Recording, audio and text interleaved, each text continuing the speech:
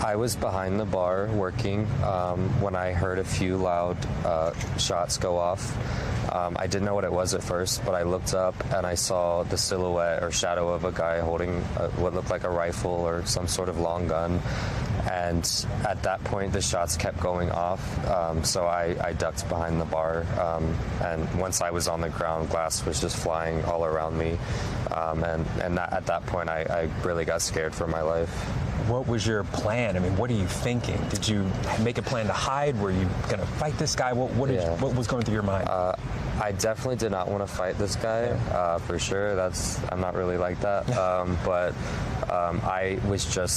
I wanted to get out of there. I was scared. I was trapped. I wanted to get out of that building. So I ran to the patio, and I was hiding between there's a space between a booth and a wall, and I crouched right there on the ground in between that spot.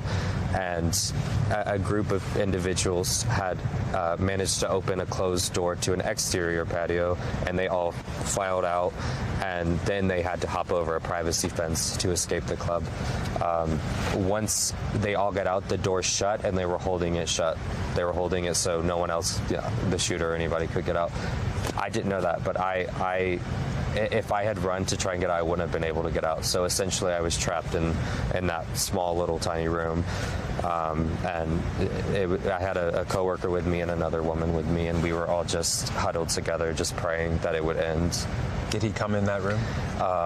All I saw, I popped my head up over the booth, and I saw like the barrel of a gun, like poked into the patio room. I saw just the tip of it, and it was at that point that I legitimately thought I was about to get shot.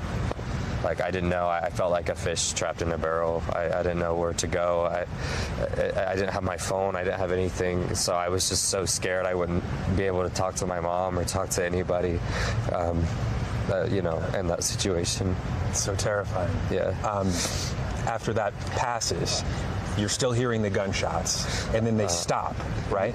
So once I saw the rifle enter the room, I just put my head down and prayed. 10 seconds or so later, it got silent. All you could hear was the dance music, bumping through the club. But it was really, really eerie, because normally when you hear that, you hear people, having a good time. It was dead silent in there. So it was silent for about a minute or two before I chose to get up, and I didn't want to be trapped there anymore. I needed to do something. I needed to get out of there. So I got up and I went inside, and that's when I saw the shooter being beat up by those very, very, very brave patrons or whoever. Were they on top of him at that point? They were kicking him. He was lying on the ground. They were kicking him, punching him, yelling at him. And I don't know who that was, but I am so grateful. I will be grateful for whoever that is for the rest of my life, because this could have been very different for me. Yeah. Did you know people that were shot and did lose their lives? Yes. I do. And that's a very, very difficult reality today for me and the rest of this community, are grieving those losses and not knowing who else was lost, and waiting for that final report to come out of the victims from last night. Something I was talking about with Alicia is that this community is wounded, but it doesn't feel like it's broken, right? No. Can this community ever heal? I mean, can Club Q be the same that it was before this? Yeah. What do you think? I don't want to speak for Club Q. That's not my business, legitimately. But I will speak for this community. It's one I've been a part of on and off for the last 2.5 years. And I left for a year, and I came back, and they welcomed me back with open arms. And so I can tell you, this community is strong. This community is resilient.